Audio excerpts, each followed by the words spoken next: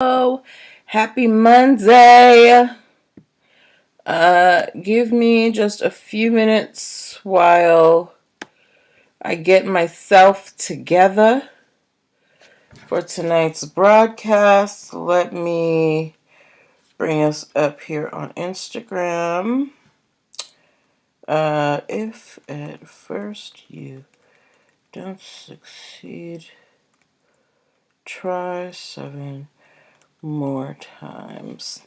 I was not here last week, and I don't feel bad about it. Your girl was out here getting her life, traveling, seeing the world, having experiences, and I had a great time. Thank you to everybody who helped make my... Okay. So, all right, great. So we're live on Instagram. Do I have this little cowlick thing? My hair be trying me all the time, y'all. I got this little cowlick that does not like to stay in its place, but whatever. We're going to, persevere through these hard times, okay? Hey, the evolution of deep. How are you? Um, okay, guys. So happy Monday. I started a few minutes late because I had a couple of technical difficulties, but I'm here, and that's what matters, okay? Hi, Facebook. Hi, YouTube. Hi, Instagram. Hello to everybody watching live. Hello to everybody watching the replay. How you doing, gorgeous? I'm going to start my intro in just a couple minutes because I started late. I want to give time for other people to come on into the room. So I hope you guys have been having a lovely couple of weeks. Your girl, as you can see, your girl is very tan and brown and chocolate. Your girl was in the sun. All right. But I had a great time. But I'm back and I can't wait to talk to y'all. Okay. So we're gonna get started. I think we'll do 8 to 10. I have a full docket tonight, so if we run over, we run over. So if you're watching, wherever you're watching, make sure you share this out to your peoples, okay? I don't know why my phone... I want to go live on Clubhouse, but my phone is acting up. So I don't think I'm going to be able to go live. What the hell? Okay. Share. Oh, okay. Oh, okay. All right. Yeah, I'm still not doing that. Okay. Anyway. Oh. Okay. All right. As you guys can see, I got a little lip color on tonight.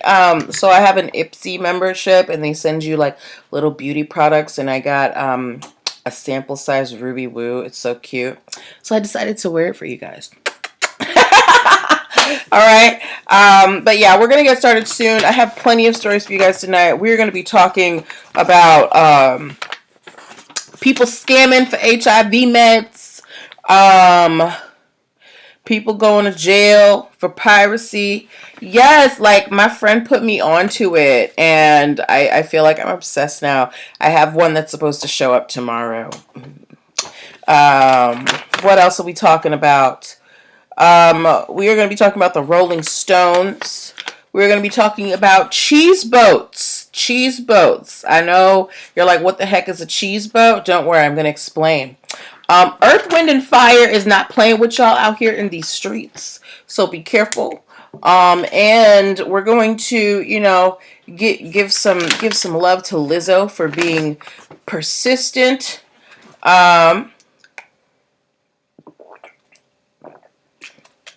And gun enthusiasts have, some gall. I'll let you know why. And last but not least, one of the hottest, I guess. Do we consider is Future a producer as well as a rapper, or is he just a rapper? In my head, he's both producer and rapper, but I could be wrong. Either way, Future's out here, making his mark in the trademark industry as well. Okay, so we're going to talk about that and more tonight. So, grab a drink, grab something, a snack, grab something to record some notes with, and just get comfortable. We gonna have a good time tonight. Hey, Candy Cake Cod DC, hello. Guys, if you are there still tickets available? If you're looking for a St. Patrick's celebration day that you will not forget, check out my girl Candy Cape Cod DC. Okay? Alright, we're getting started at 8:10. So, let me put my serious face on. I'm just kidding. I'm not serious. I try to actually be as silly as possible because this information could be kind of dry. But, I make it pop. I make it pop. Don't mind me, okay? All right. Okay, so let's get started.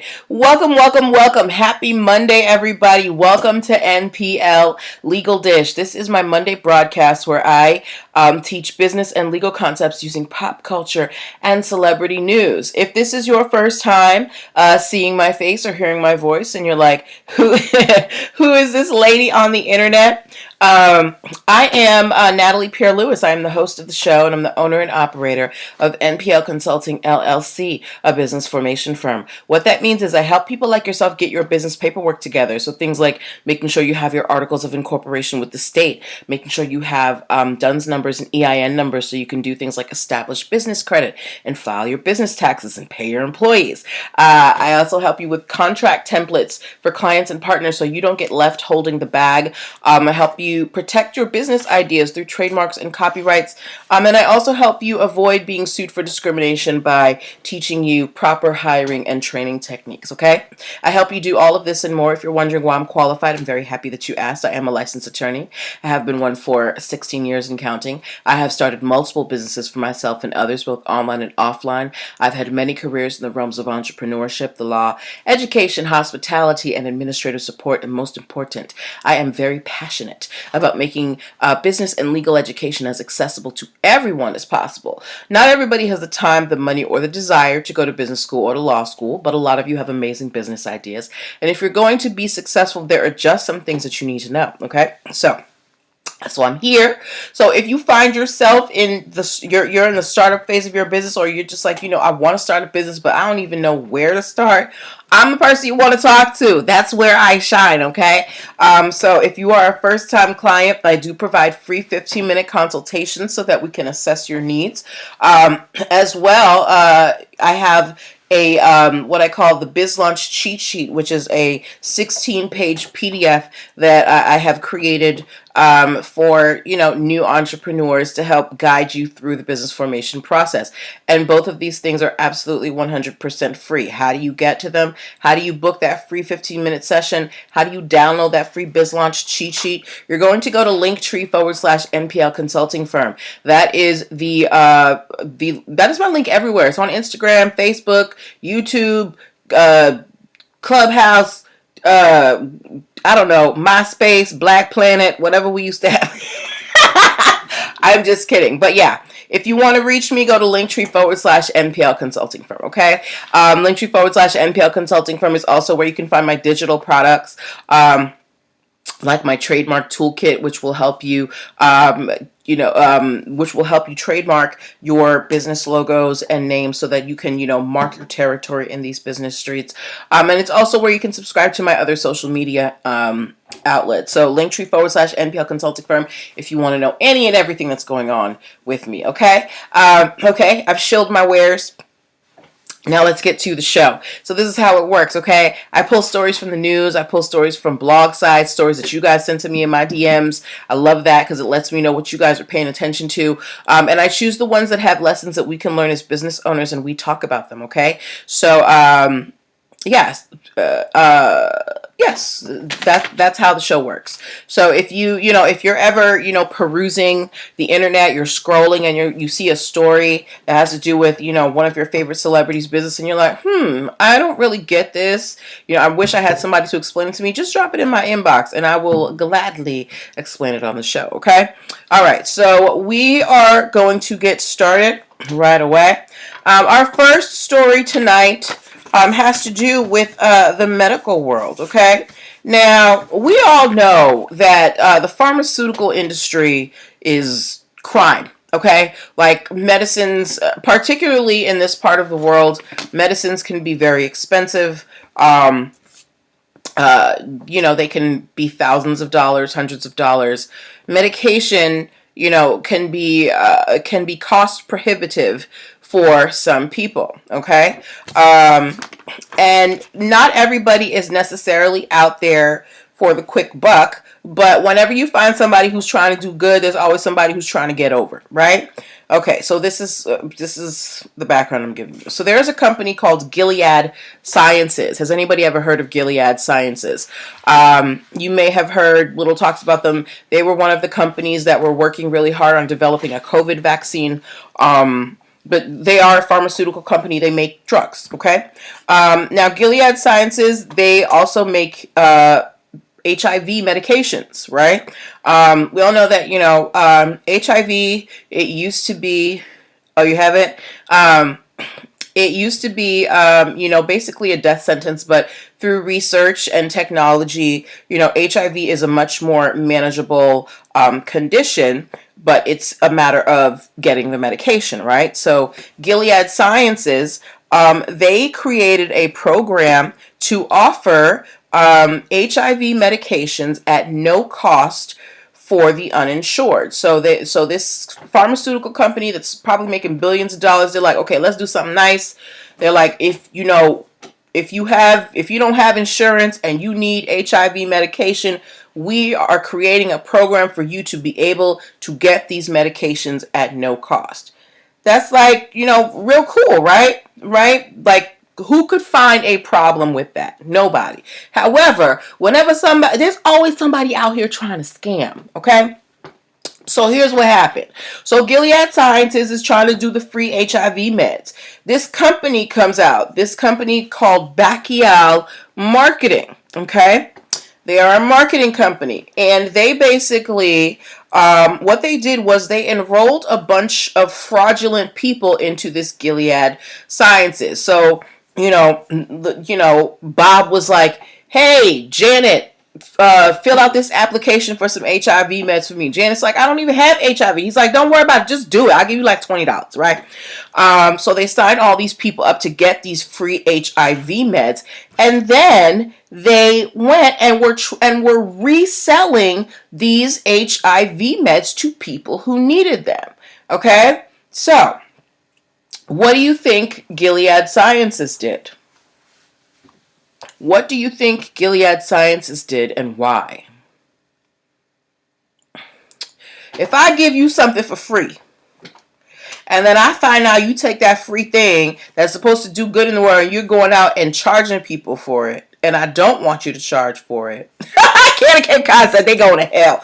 They going to hell and they going broke, girl, okay? Gilead Sciences sued Bacchial Marketing for fraud, for trademark infringement. They sued them for everything they possibly could, and they got their money. Gilead Sciences won $131.4 million in damages. Yep.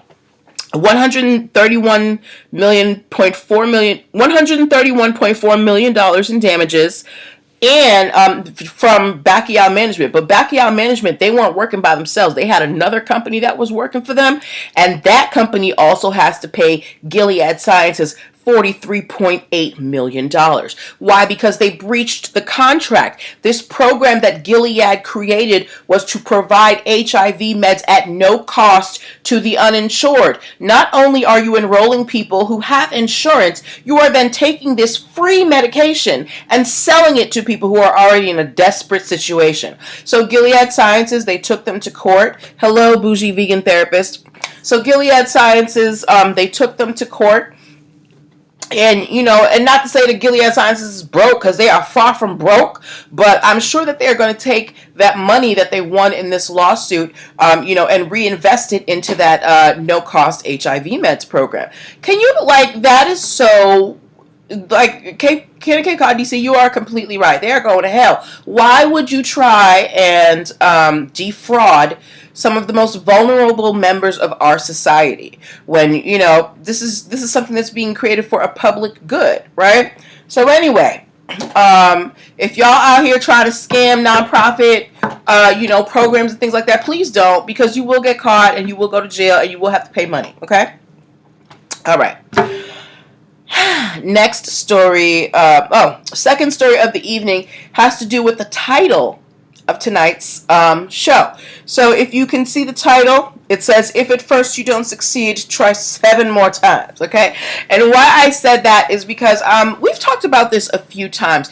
Lizzo was just recently awarded the trademark for her phrase 100% that bitch, right? And it was a long battle. I think she was fighting for that for over 2 years. So much so that she had to go back and forth with the USPTO office 8 different times before she finally got her trademark. Okay? Now, I know some of you, when you're applying for your trademarks or you're applying for something, as soon as somebody tells you no, you're just like, well, whatever, on to the next.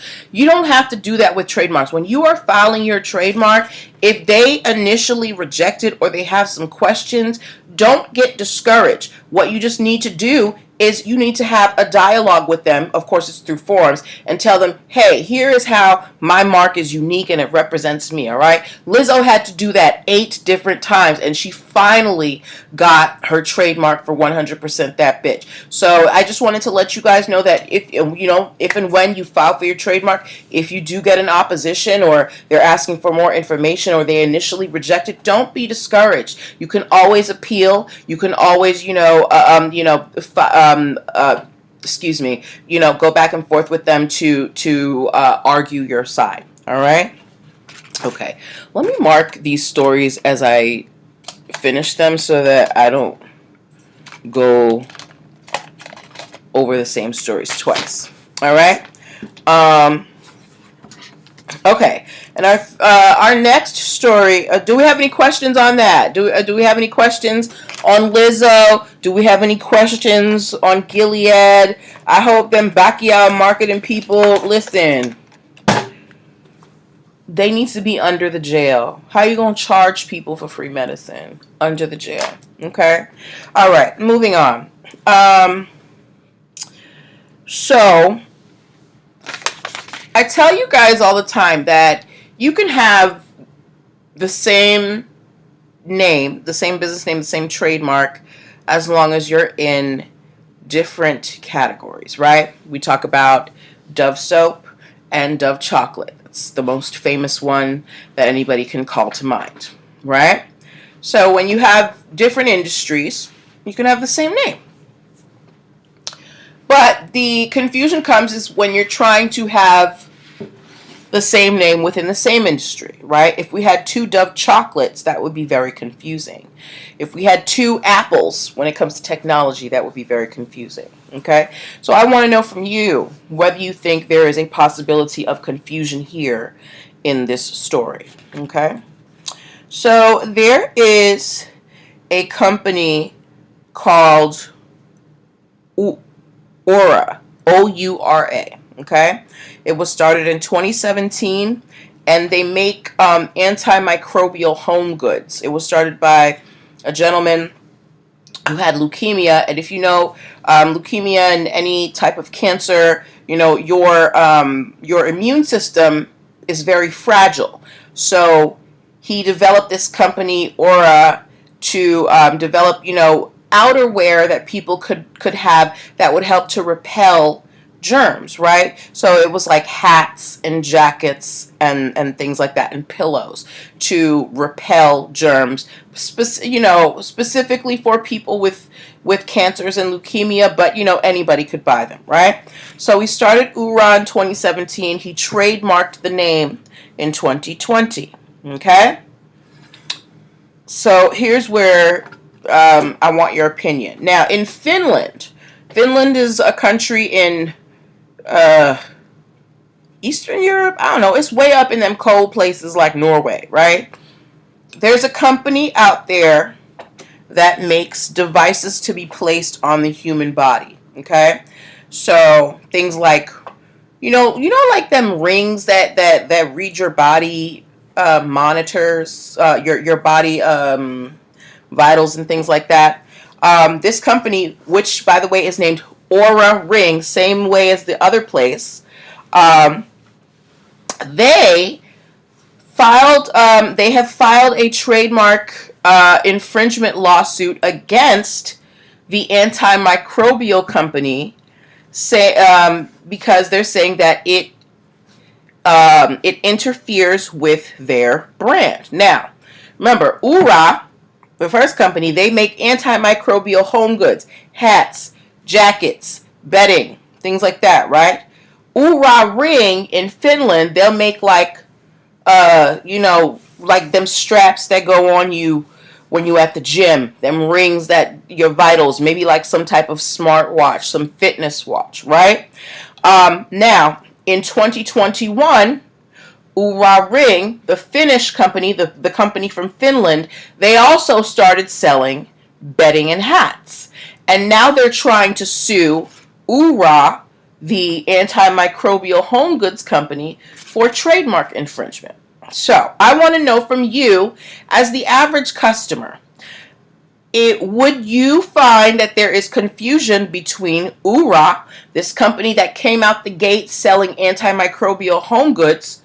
Is there confusion between Ura and Ura Ring, a company located in Finland that originally sold devices, meaning technology that goes on your body? Do you think that there is a possibility of confusion there? For me, I do not think so, because again, Ura, which was started by Keen Varan, it had a very it was specifically for or with the idea of chronic illnesses, whereas Ura, it's kind of like everybody's into tracking their vitals and things like that. I don't like that. I feel like you're just providing free information to all these companies, but do what you want. But for me, I don't feel like Ura, a company where I might get a hat or a jacket, is the same place where I'm necessarily going to buy my smartwatch or my smart ring. But let me know what you guys think. Is there a possibility of confusion between Ura, the home goods company, and Ura, the body device company? What y'all think? Let me know. Hey, hey. For me, I think that this is going to be a tough uphill battle for the Finland company, because even though they started before the home goods company, they weren't selling bedding and hats. They were selling technology devices. Hey Jada, you've only recently gotten to into the clothing and bedding area, right? So why are you just getting into it now? Is it because you heard that there was another company out here doing that? Are you trying to create an issue? Because when you were just doing your smartwatches and your smart bands, wasn't a problem, right? So I think that Ura Ring is going to have a tough uphill battle to prove that there's actual trademark infringement here.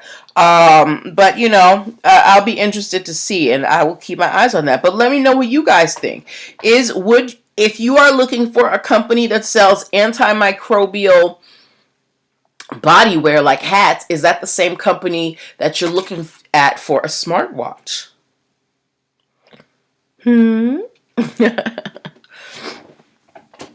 But yeah, let me know in the comments, okay?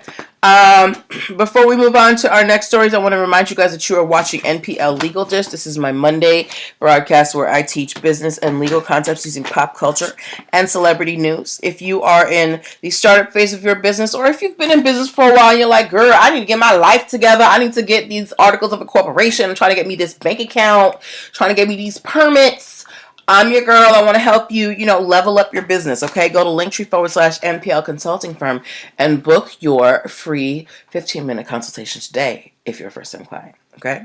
All right, moving on to our next story of the evening, okay? All right, this is a safe space. I'm going to ask y'all a question.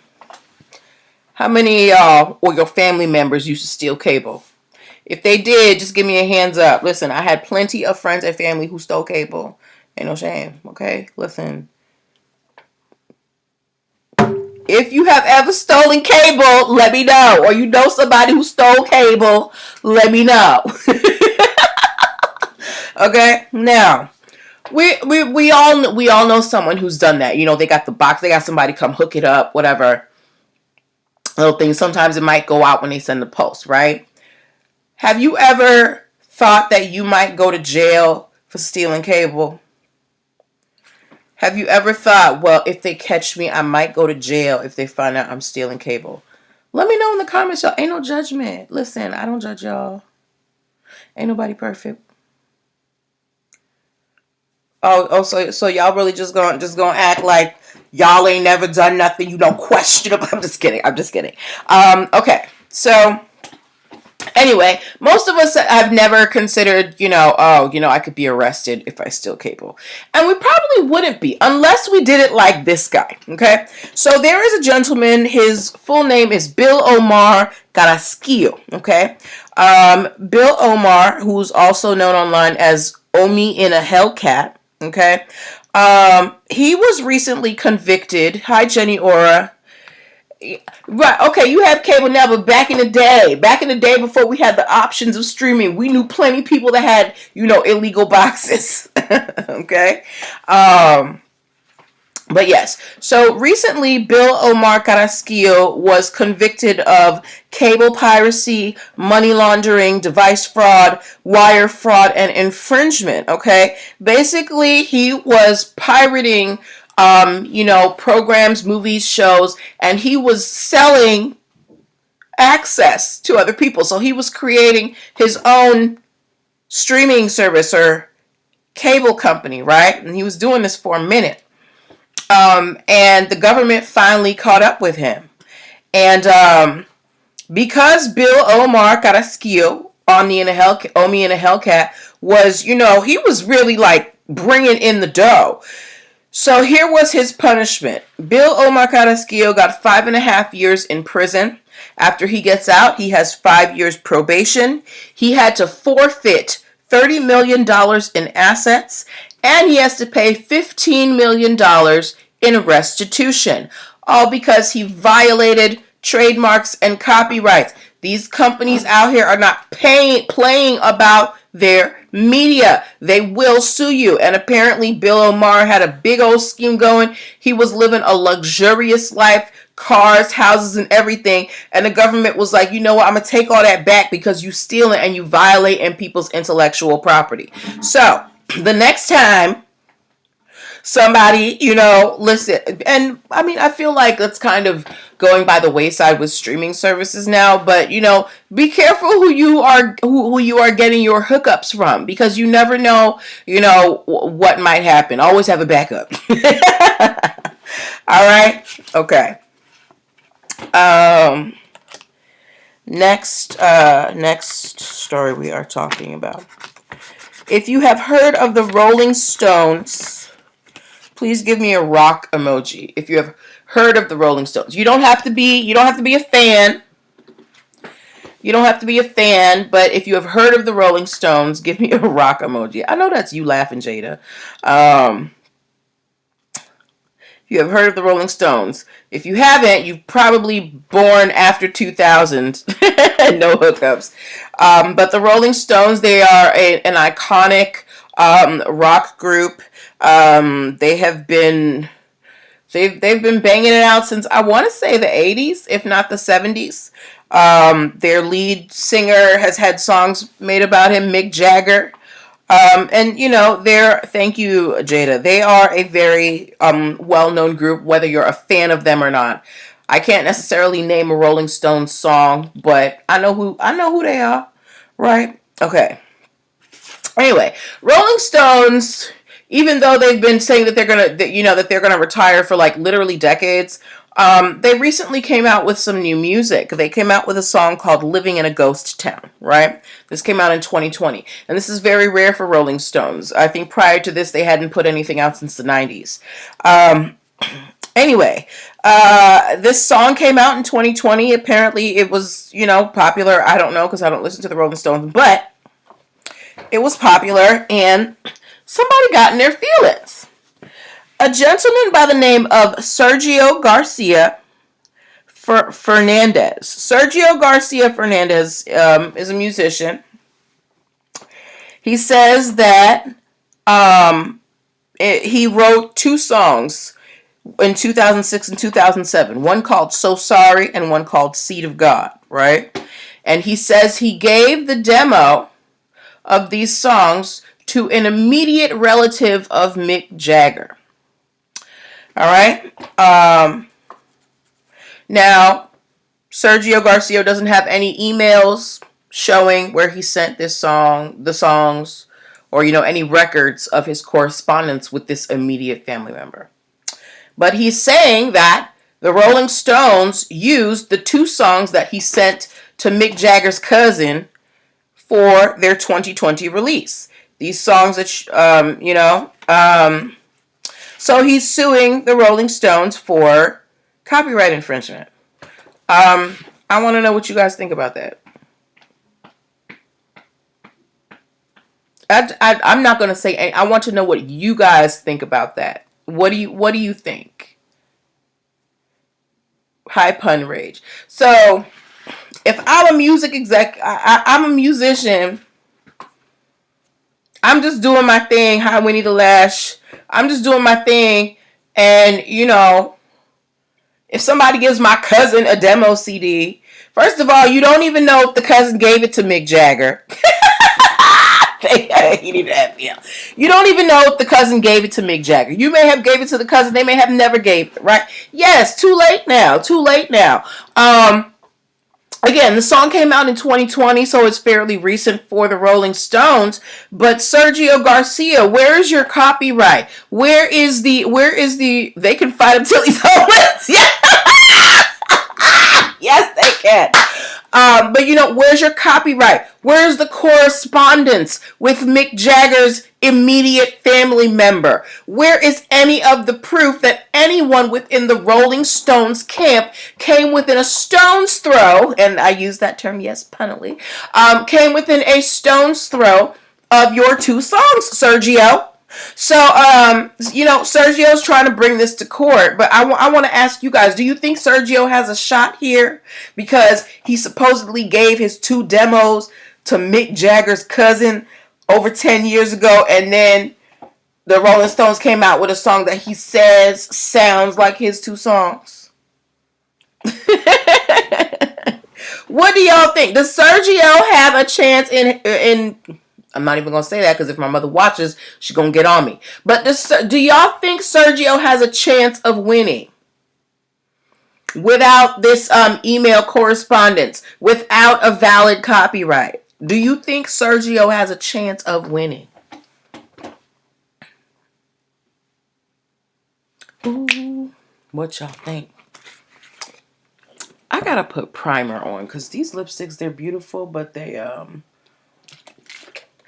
slide. Candy Cause it po little ting ting. Jenny Aura said, my husband used to do poor man copyrights when he used to make music.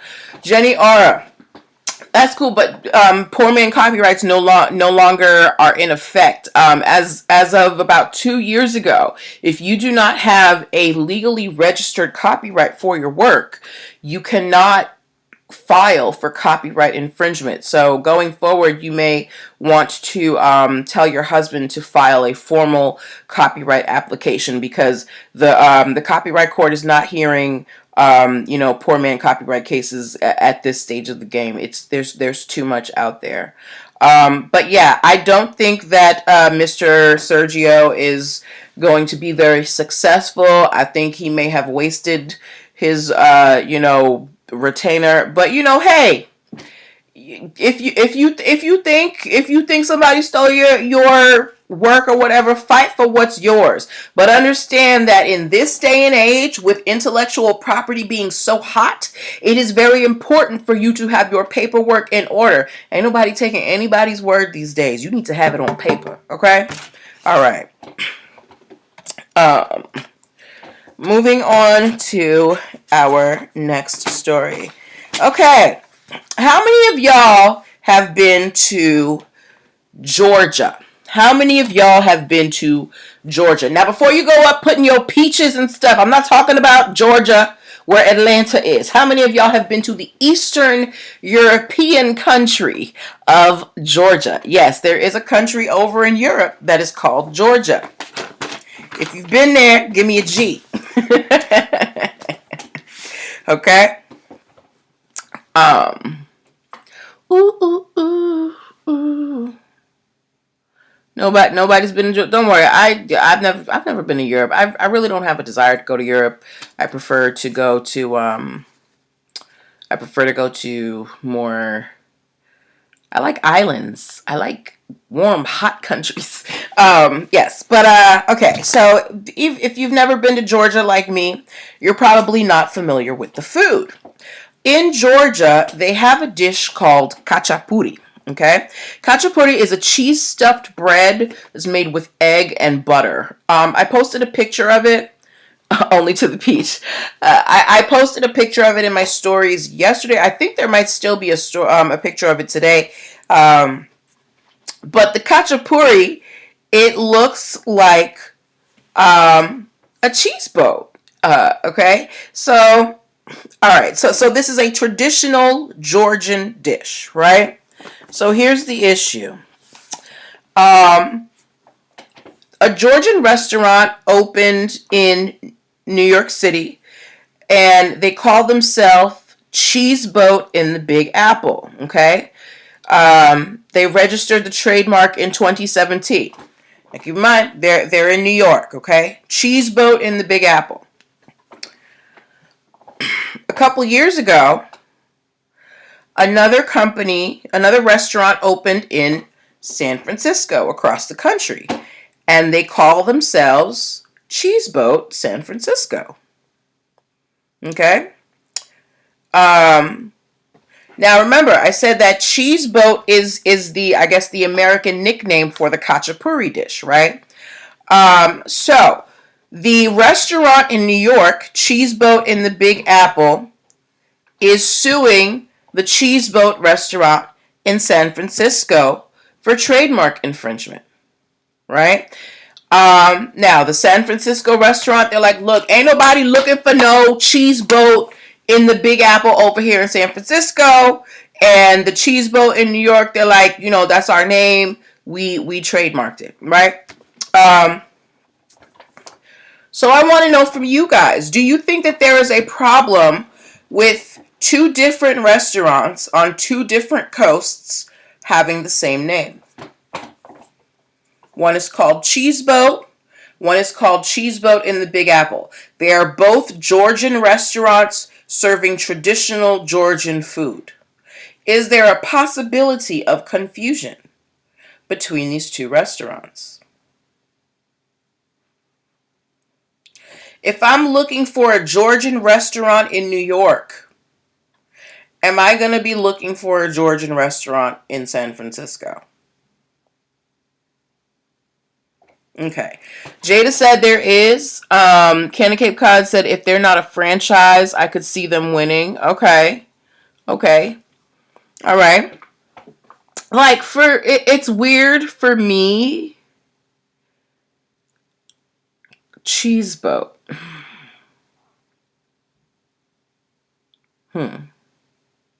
Hold on. Candy Cape Cod, I've seen many Indian things with Bombay in the title. Well, Bombay is a location. You can't trademark a location, right? Now, if they said, I don't know, let's just say that they each named it Georgian restaurant, you can't really do anything about that because Georgia is a location. But this term cheese boat is distinctive. It is, the American version of the khachapuri. So I don't know. Jada thinks that there is definitely a room for confusion. I feel like because they're on different coasts, it wouldn't be that much of an issue. That people might think the restaurants are related. I'm not going to say that they won't. But hi, Key So Lovely. But I don't know if there's that much. It would be different if they were on the same coast, you know. There's no way if I'm looking for cheese boats in New York that I'm going to be, you know, going to San Francisco. So that's where it is for me. It's because, you know, they're so far apart. Ken of Cape Cod said they can both have it, I think. We'll have to see because now the cheese boat in New York place, they did trademark it in 2017. So they did trademark it first. The issue is, do they have, you know, do they have a monopoly over the word cheese boat? So I guess that's where the argument comes to. Anyway, if somebody knows a good Georgian restaurant in DC, let me know because I want to go try this khachapuri. Um, well, if I'm gonna get the reservation, I'm gonna look up the address based on where I am, so I can see how far it's gonna take me to, how long it's gonna take me to get there, right? So if I'm in New York and I see, oh wait, this is in California, this ain't the right one, I'm gonna look for the one in New York. At least that's what makes sense to me. But you know, hey, that might be an issue too, because I just read a story the other day of a man. He booked a flight thinking he was going to Sydney, Australia, and ended up in Sydney, Alaska. Anyway, because people don't read. Okay, but we will come back to this cheese boat debacle when we have an update. All right. Okay. Listen, I was very disappointed yesterday. I had posted a poll asking y'all to name some Earth, Wind, and Fire songs, and I only got two. So, yes. Yes. I only got two. So I want y'all right here to show me that you were raised by God-fearing, you know, people of the Lord, and name me some Earth, Wind, and Fire songs, please. Okay? While you do that, I'm gonna give you some background, okay? Earth, Wind, and Fire, unless if you've been living under a rock, they are a very famous group of musicians. They have created some iconic songs like Shining Star. You're a shining star. No matter where you are. Anyway, so Earth, Wind, and Fire, they're iconic. They have been making music for decades. They have had many members over the years. After the love is gone. Yes, that's a good one. They've made, you know, they've had a lot of members over the years. Okay. And there is a company that handles all of their intellectual property. They handle their logos, their, you know, words. They have a kind of Egyptian iconography, things like that. The company handles all of Earth, Wind, and Fire's intellectual property, right? Now, whenever you have a band as iconic as Earth, Wind, and Fire, of course, there are going to be those who want to show their appreciation, and that's why you get a lot of cover bands, right? How many of y'all have ever gone to a cover band concert? I went to one recently. They were covering songs by Sade, Anita Baker, and Shaka Khan, and it was an amazing experience. So if you have ever gone to see a cover band, you know, just thank you, Miss Stephanie Walker. Do you remember? Hey! Ow! I love it, Stephanie Walker. All right. Okay. So like I said, when you have a group as iconic as Earth, Wind, and Fire, you are going to get cover bands, right? So here's where the problem comes in. There was a tour going around. It was called the Earth. Hold on. Oh, the Pussycat Dolls. Wait, it was a cover of Pussycat Dolls song, or the Pussycat Dolls were doing cover songs. Serpentine Fire. Ooh, I don't know that one. Okay. All right. So yeah, so there's a tour going around. It's called the Earth, Wind, and Fire Legacy Reunion, right? They were using the Earth, Wind, and Fire logo.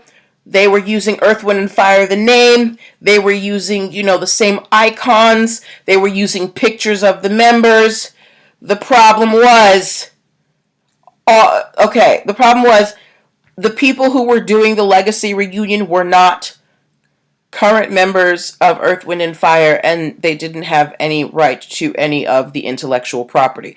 So basically, like I said, Earth, Wind, and Fire has had a lot of members over the year, right? So they basically got all the ones that didn't make it, or, they were in there transiently for maybe a year or two, whatever. They picked them up and they're like, come over here. Come here, former members of Earth, Wind, and Fire, blah, blah, blah. And they're using all of the logos. So people were thinking that they were going to see the actual Earth, Wind, and Fire band, which caused confusion. So Earth, Wind, and Fire has, filed a trademark infringement suit against this company promoting the Earth, Wind, and Fire Legacy reunion because they are using the name of the group, the logo of the group, the likeness of the group without permission. Just because you used to be a member of the club doesn't mean you can still use, their membership after you done left, after you turned in your membership, right? If let me think.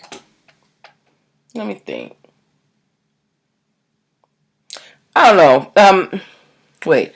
I thought I was going to see the actual Pussycat Dolls. Oh, I'm sorry, girl. That sucks. But see that disappointment? She thought she was going to see the actual Pussycat Dolls, and it was a cover band, right? So think about the people who pay that money thinking they're going to see Earth, Wind, and Fire, and that man with that silky, press. I don't know what he does to his hair. And then you got Joe Schmo coming out, and you're like, hey, where's the other people? So Earth, Wind, and Fire have filed a lawsuit against the Earth, Wind, and Fire Legacy reunion. Just because you were a former member of Earth, Wind, and Fire doesn't mean you are able to use the name in perpetuity for your career. All right? Yes. So even with okay, so think about it this way. You know how everybody's always like, ooh, Destiny's Child tour, we want them to reunite, blah, blah, blah, blah. The reason why you will never see Destiny's Child reunite, and it will always be Beyonce, Kelly, and Michelle, is because, Beyonce, while she loved her daddy, she got issues with her daddy. And if she uses the name Destiny's Child, she got to run her daddy a check, and she don't want to do that. Okay, so because that name has power, the Earth, Wind, just like the Earth, Wind, and Power and Earth, Wind, and Fire name has power. Okay, so be careful out there. All right, we are going to have another quick break, and then we're going to do our last 3 stories of the evening. Hang in there with me, okay? If y'all. Are y'all good? Can I keep going? I know it's coming close to 9 o'clock. If y'all got somewhere to go, let me know, and we can wrap it up. But I have 3 more stories I want to share with you.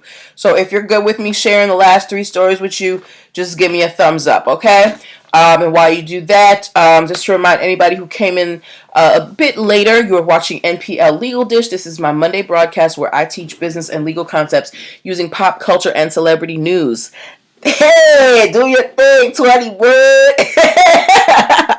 Yes, if you are in the startup phase of your business, all right, link with your girl. Go to linktr.ee/nplconsultingfirm and book a free 15-minute consultation with me today. Also, make sure that you go to linktr.ee/nplconsultingfirm and download the free Biz Launch cheat sheet. It will help you choose and start your dream business in 7 days or less, okay? All right, we on to the last 3, okay? How many of y'all like Mexican food? If you like Mexican food, give me the Mexico flag. If you like Mexican food, I love me a taco, a burrito, a quesadilla. I like Mexican food in general. Mexican food is dope. Right? And one of the best places outside of Mexico where you can get really good Mexican food is the state of Texas, because they're right on the border, right? So of course there's a lot. Your favorite, there's a lot of Mexican restaurants or Tex-Mex restaurants in Texas. Here's the problem. In Dallas, now if you're not familiar with the state of Texas, it's a huge state. Dallas is like up here. Houston is down here. And there's about 6 hours in between them. I know because I drove it. Okay. So in Dallas, somebody opened a restaurant called Mi Cocina, My Kitchen, right? Mexican restaurant. In Houston, somebody opened a restaurant called Mi Cocina Mexicana, My Mexican Kitchen, right? One is in Dallas, one is in Houston, 6 hours away. Is there a possibility of confusion? What y'all think? That yes flag. Is there a possibility of confusion between two restaurants with very similar names, that are 6 hours away from each other in the same state? Mi Cocina and Mi Cocina Mexicana. Ooh, what you think? Do you think 21? What do y'all think? I feel like my lips are getting ashy. Hold on.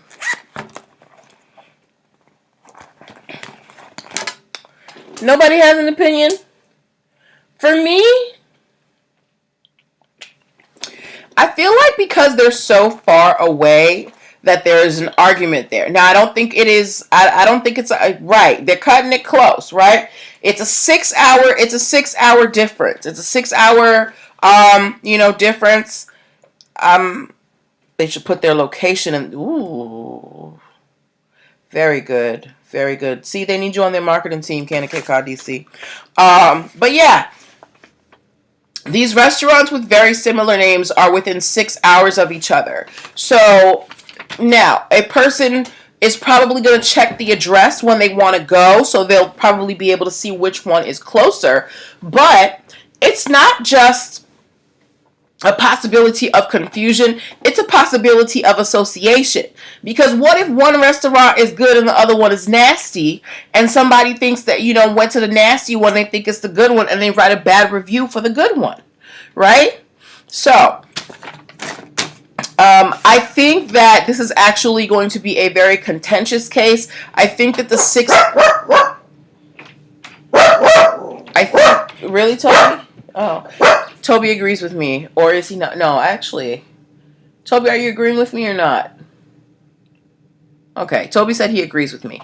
But yeah, I think that, the 6 hour difference, may be a little bit in their favor, but the fact that you're in the same state and that, the names are so similar and there could possibly be some confusion. Somebody might go to one and think that they're at the other and write a review for the wrong place, right? So, I think Canada Cape Cod is onto something with them putting, their location in the title, so people know exactly, where they're coming from. But we will wait and see. But yeah, I just don't think that was smart. Okay. All right. Second to last story of the evening. Do we have any firearm enthusiasts here? Does anybody here own a firearm? I'm not going to ask you whether it's legal or not. That is between you and God and the legal system. But is anybody here a firearm enthusiast? Okay. Now, I'm not going to tell you to put no guns in the thing because no, that's not what we do here. Anyway, so as you know, in America, we have a gun control problem, right? And we have a number of groups that have been created to help try and try and encourage more gun control laws and try and curb gun violence in the United States. Okay, one of these groups is called Everytown for Gun Safety. All right, so their whole purpose is that they want to spread awareness that gun control laws are needed and why and things like that. Okay.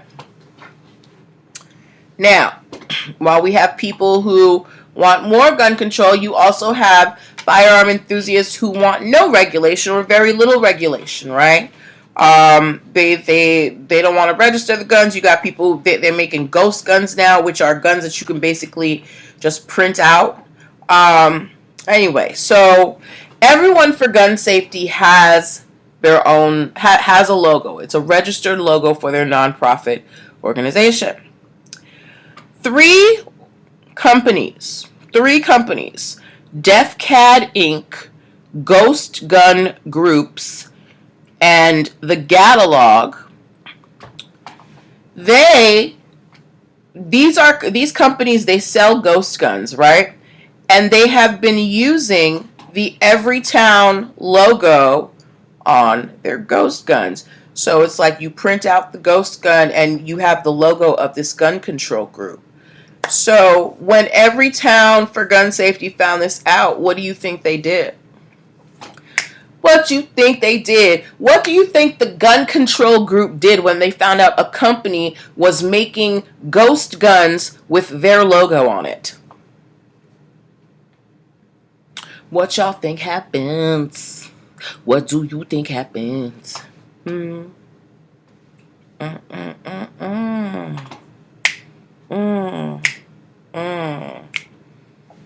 left me? That's okay. Are you driving? Okay, whatever. Okay. Right, exactly, Canada, Cape Cod, DC. Everytown has taken these groups down to the courthouse and said, excuse me, what do you think you're doing? We don't even want y'all here. And you're going to put our name on your stupid ghost guns? Yes. Canada, Cape Cod, DC said, shootout, real guns versus ghost guns. Well, I think Everytown for gun safety, their whole thing is, we don't really need guns like that. And the ghost gun people are like guns for everybody, right?